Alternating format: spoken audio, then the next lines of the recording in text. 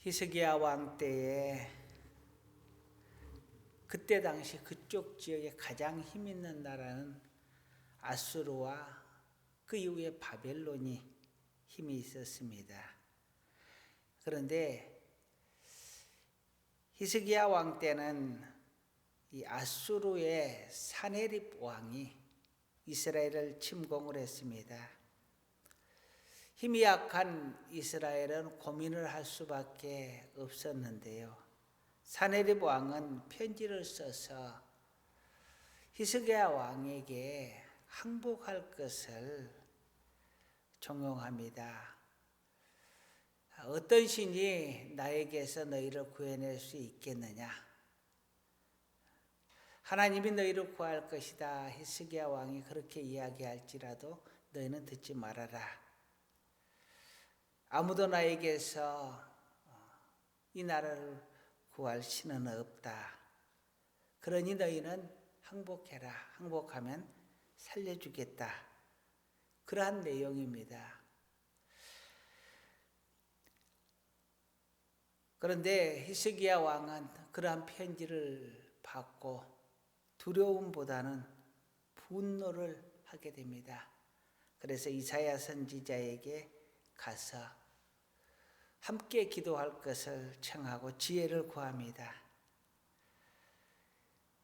히스기야 왕과 이사야는 함께 기도하였고 하나님의 역사로 승리하게 됩니다. 그리고 이스라엘을 침공하고 하나님을 비방하고 욕하였던 사네립 왕은 결국 그 전쟁에서 패하고 자기 나라로 돌아간 후에 자기의 신하들에게 죽임을 당하게 됩니다. 이미 하나님께서 예언하셨고 기도의 응답을 말씀해 주신 내용 그대로 이루어지십니다. 오늘 본문을 통해서 히스기야 왕의 환난에 대한 대처 방법과 우리 여호와 하나님께서 일하시는 방법 세 가지를 함께 생각해 보려고 합니다. 환난의 때에 우리는 과연 어떻게 응대를 하고 하나님은 어떻게 응답을 하시는가 함께 생각을 해보려고 합니다. 첫 번째로는 이사야는 환난의 때에 하나님의 사람 선지자 이사야에게 지혜를 구합니다. 히스기야가 자신의 능력과 힘을 의지하거나 다른 사람이나 다른 나라를 의지하는 것이 아니라 하나님을 의지하였습니다. 그래서 이사야 선지자에게 찾아가서 지혜를 구하고 함께 기도를 할 것을 요청을 합니다. 환난의 때에는 먼저 하나님께 아뢰고 기도하는 것이 먼저입니다. 성경은 말합니다. 환난 날에 나를 부르라. 내가 응답하리라. 주님은 우리에게 말씀합니다. 수고하고 무거운 짐진 자들아 다 내게로 오라. 내가 너희를 쉬게 하리라. 어떤 환난과 어려움과 무거운 짐이 있을지라도 주님 앞에 먼저 구원을 요청하고 주님 앞에 먼저 사실을 아뢰고 주님의 도우심을 청하는 것이 먼저입니다. 히스기야는 지혜롭게도 이사야 선지자에게 먼저 지혜를 구했고 기도를 요청을 하였습니다. 하나님을 의지하는 성도, 하나님께 기도하는 그 성도에게 하나님은 반드시 응답하시고 길을 열어주시고 평안의 길로 인도해 주실 줄로 믿습니다.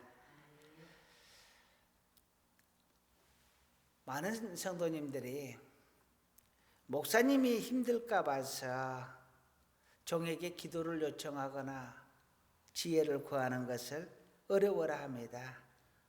그런데 그렇게 하지 마세요. 그 일 하라고 목회자가 있는 것입니다. 그러니 하나님의 종에게 히스기야 왕처럼 당연히 와서 기도를 요청하고 하나님의 종을 잘 활용하시기 바랍니다. 하나님의 종으로 하여금 기도하게 하시기 바랍니다. 우리 형제들 중에서도 힘든 일이 있거나 하면 전화를 합니다. 물론 평상시에 잘 전화를 저희들은 잘 하지 않는데 일이 있거나 그러면 전화해서 기도해 달라 말을 합니다. 그런데 그 말이 귀찮기보다는 참 감사합니다. 우리 성도님들도 이런 환난의 때에, 고난의 때에 기도를 요청할 수 있는 그 작은 믿음이라도 꼭 있었으면 하고, 그렇게라도 이 종을, 우리 하나님을 기억해 주시기를 간절히 소원합니다. 히스기야 왕이 이사야에게 지혜를 요청했을 때 4절에 보면은 이사야가 히스기야 왕에게 기도하라고 합니다.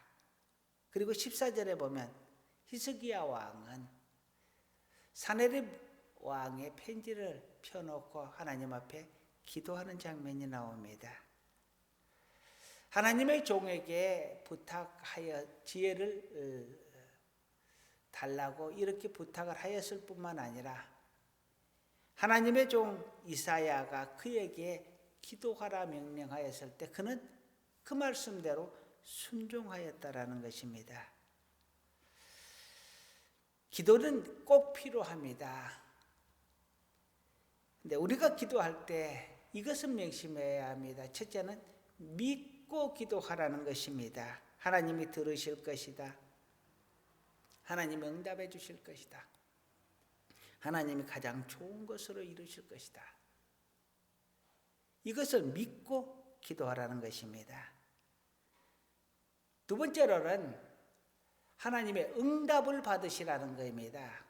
기도하고 내 말만 실컷 하고 일어서는 것이 아니라, 히스기야가 이사야 선지자에게 기도를 요청하였을 때 이사야 선지자는 그에게 응답을 받고 명령을 합니다. 그때 히스기야 왕은 그것을 하나님의 명령으로 듣고 순종하게 됩니다. 하나님은 언약의 하나님이십니다. 약속해 주시고 그것을 이루시는 하나님이십니다. 그러니 기도하셨을 때 믿고 기도하고 그리고 응답 받을 때까지 기도하시라는 것입니다. 세 번째로는 하나님께서 응답하셨을 때 반드시 순종하라는 것입니다. 사람들은 가끔 하나님 앞에 기도하면서 하나님이 응답을 주셨을 때 그것이 맞나 틀리나 응답을 받은 것에 대해서 내가 판단을 합니다. 계산을 해봅니다. 주판을 두드려보고 이것이 하는 것이 맞을 것인가 안 하는 것이 맞을 것인가. 하나님이 말씀하셨는데 하나님 위에서 그것을 판단하는 것입니다. 그것은 기도하는데 아무런 의미가 없습니다. 하나님을 의지하고자, 하나님께 응답받고자, 하나님께서 말씀해 주시면 내가 순종하겠나이다 하는 마음으로 기도하는 것이거든요. 그런데 하나님 말씀하시옵소서 내가 판단해 보겠나이다 하는 것은 교만한 모습입니다. 모세가 홍해 앞에서 기도할 때 하나님께서 너희는 가만히 서서 기다리라고 합니다. 애굽의 군대가 지금 바로 목전에가 와 있는데 가만히 서 있으랍니다. 그들은 훈련받은 군사들도 아니요 무기가 갖춰져 있는 사람들도 아니었습니다. 그런데 철병거를 가지고 훈련된 군사들이 들이닥치는데 하나님이 가만히 있으라고 합니다.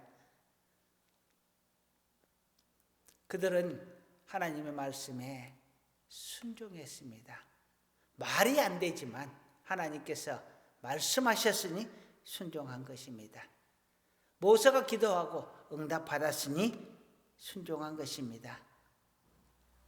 가나안 땅에 진군하기 전에 요단강을 건너가게 되는데 그때 요단강에 발을 들여놓으라고 합니다. 아니 물속에 발을 들여놓으면 뽕 빠지지 않겠어요? 그런데 하나님께서 그렇게 명령하시니 그 말씀을 믿고 요단강에 발을 들였을 때 요단강이 갈라지고 거기를 육지처럼 걸어 지나가게 됩니다.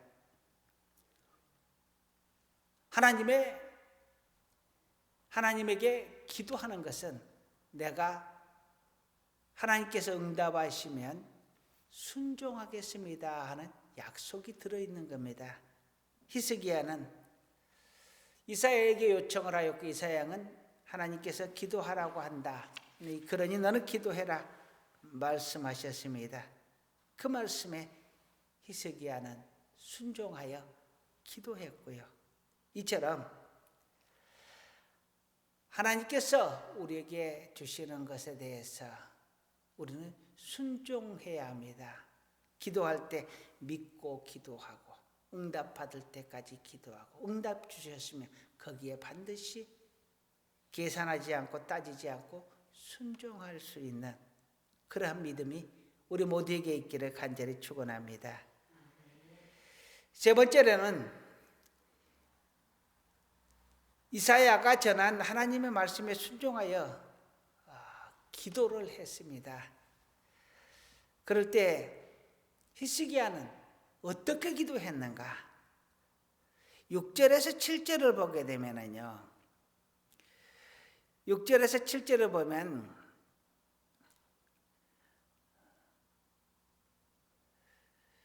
이사야가 그들에게 이르되 너희는 너희 주에게 이렇게 말하라. 여기서 너희 주는 히스기야 왕을 말합니다.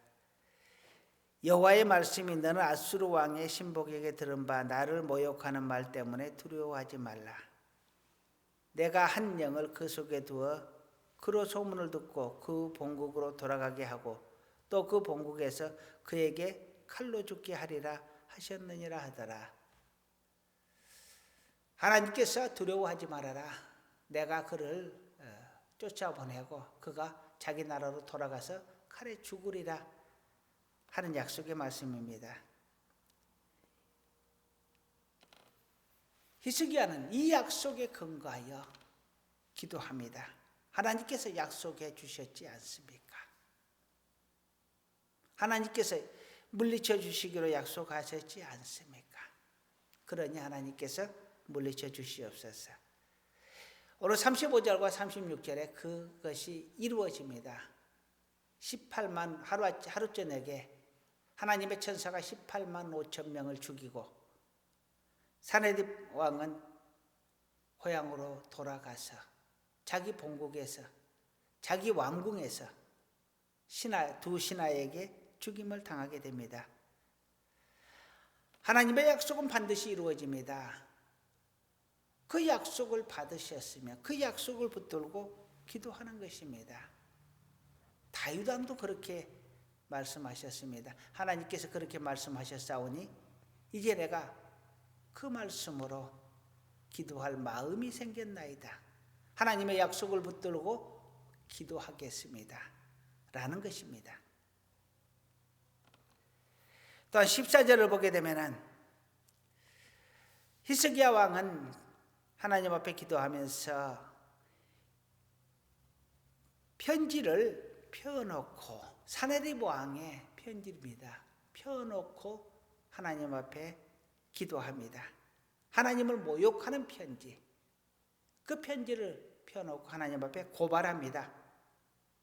하나님 앞에 고합니다. 하나님,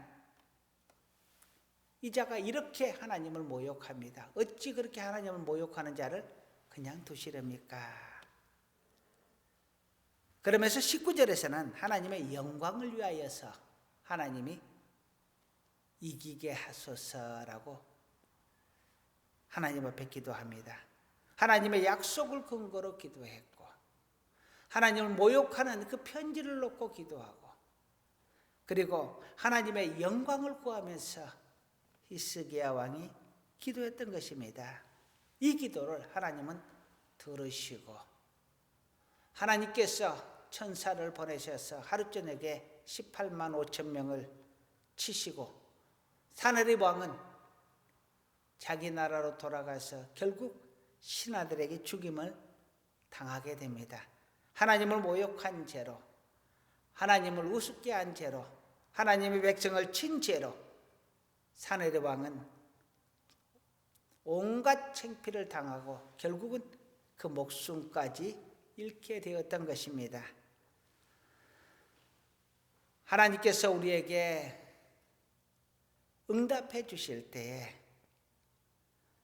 우리는 그 하나님의 응답에 반드시 순종하고 하나님이 우리에게 약속해 주셨을 때 그 약속을 붙들고 하나님 앞에 간절하게 기도하고 그래서 하나님의 은혜를 누리며 체험하며 살아가는 우리 모두가 되기를 간절히 소원합니다. 마지막으로 본문에서 나타난 하나님의 일하는 방법 3가지를 함께 생각해 보려고 합니다. 첫 번째로는요, 한번 따라 하시겠습니다. 하나님은 사람을 통해 일하신다. 예, 하나님은 사람을 통해서 일하십니다. 하나님께서 약속을 누구를 통해서 주셨느냐? 이사야를 통해서 주셨습니다. 하나님의 응답을 이사야를 통해서 주셨습니다. 그리고 히스기야에게 기도하도록 했습니다. 자, 오늘 20절에 한번 같이 읽어보겠습니다. 아모스의 아들 이사야가 히스기야에게 보내 이르되 이스라엘 하나님 여호와의 말씀이 내가 아수르 왕 사나립 때문에 내게 기도하는 것을 내가 들었노라 하셨나이다. 아멘. 당신의 선지자를 통해서 하나님이 일하시고 응답하시고 약속을 주시는 내용입니다. 두 번째로 하나님의 일을 하는 방법은요, 따라 하시겠습니다. 하나님께서는 천사를 통해 일하신다. 하나님은 사람을 통해 일합니다. 또 하나님은 천사를 통해 일하십니다. 35절에서 37절까지 읽은 내용 중에 하루 저녁에 천사를 보내서 18만 5천 명을 죽였다라고 이야기를 합니다. 이스라엘 군대는 손 하나 깐딱도 하지 않았습니다. 아무런 조치도 취하지 않았습니다. 그런데 하룻밤에 천사를 통해서 18만 5천 명을 죽이시고 그들을 자기 본국으로 돌려보냈습니다. 하나님은 때로는 우리가 일하지 않아도 천사를 통해서 직접 일하게 하신다라는 것입니다. 어떤 때는 사람을 통해서 도우시고 어떤 때는 천사를 통해서 도우십니다. 하나님께서 천사를 통해서 일하시는 장면이 성경 안에는 많이 나옵니다. 예수님께서 40일 금식 기도를 하고 모든 시험을 3가지 시험을 통과했을 때 그 이후에 천사가 와서 수종 들더라 라고 말씀을 하고 있습니다. 어떤 사람들은 장기간 기도를 할 때에 천사가 와서 돕는 모습을 이렇게 보여주었다 라고도 합니다. 본인은 보지 못했는데 다른 사람이 그 주위에 천사가 둘러서서 그 사람을 보호하는 것을 보았노라 라고 간증을 하기도 합니다. 또 아브라함 때에도 천사가 나타나지요. 그리고 야곱에게도 천사와 씨름하는 장면이 나옵니다. 하나님께서는 때로는 인간의 순리를 따라서 사람을 통해서 일하시지만 때로는 하나님께서 직접 천사를 통해서 역사하시는 그런 장면을 우리는 보고 있습니다. 세 번째로 하나님의 일하는 방법은요, 한번 따라 하시겠습니다. 하나님은 약속의 하나님이시다. 하나님은 약속의 하나님입니다. 먼저 예언하시고 약속하시고 그것을 이루십니다. 오늘 7절과 34절 두 곳을 보면은 그렇게 약속이 나오는데요. 34절에 이렇게 말합니다. 내가 나와 나의 종 다윗을 위하여 이 성을 보호하여 구원하리라 하셨나이다 하였더라. 누구와 누구를 위하여? 나와 나의 종. 여기서 나는 누굽니까? 하나님입니다. 하나님께서 나를 위하여, 그리고 내 종 다윗을 위하여. 왜 여기 다윗을 위하여라 하는 것은 다윗에게 하나님께서 왕권을 약속하시, 영원한 왕권을 약속하셨기 때문에 하나님께서 그 성을 다윗과의 약속 때문에 내가 지키겠다, 이 말씀입니다. 그런데 나와라는 말은 과연 무슨 뜻이냐? 하나님께서 하신 그 말씀을 이루지 않으시면 하나님은 거짓말쟁이가 되는 겁니다. 하나님의 거룩함을 훼손하게 됩니다. 그러니 하나님은 거짓말을 하실 수가 없는 겁니다. 하나님이 약속한 것을 뒤집어 엎을 수가 없는 겁니다. 그래서 하나님은 내 거룩함과 다윗과의 약속 때문에라도 이 성을 보호하고 구원하시겠다라고 말을 합니다. 히스기야 왕의 기도보다도 다윗 왕과의 약속이 하나님은 더 크다라는 것입니다. 하나님의 영광이 더 크다라는 것입니다. 하나님은 반드시 우리에게 약속하신 것을 이루시는 약속의 하나님, 언약의 하나님이십니다. 그래서 하나님께서 약속하신 대로 산헤립은 패하고 돌아갔고 왕궁에서 신하들에게 살해를 당하게 되었습니다. 하나님은 우리에게 일하십니다. 항상 역사하십니다. 하나님의 일하는 방법은 첫째, 사람을 통해서 일하시고, 오늘 천사를 통해서 일하시고, 또 하나는 약속을 통해서 일하십니다. 사람과 천사와 약속을 통하여 일하는 이 하나님의 임마누엘의 그 은혜와 이기게 하시는 여호와 니시의 은혜를 체험하며 믿고 신뢰하며 살아가는 우리 모두가 되기를 간절히 소원합니다. 이제 말씀을 마무리하려고 합니다. 아수르 왕 산헤립이 이스라엘을 침공하였을 때 히스기야 왕은 하나님의 종 이사야에게 도움을 요청을 합니다. 함께 기도하기를 청합니다. 하나님을 의지하는 히스기야 왕의 모습을 볼 수 있습니다. 고난이 닥쳤을 때 하나님을 의지하고 하나님의 종에게 도움을 청하는 그러한 순전한 믿음이 우리에게도 있기를 간절히 소원합니다. 하나님께서는 기도하는 자의 기도를 들으십니다. 히스기야가 기도할 때 이사야를 통하여 응답합니다. 내 기도와 눈물을 내가 보았노라. 히스기야 왕의 기도를 하나님이 들으셨다라는 것입니다.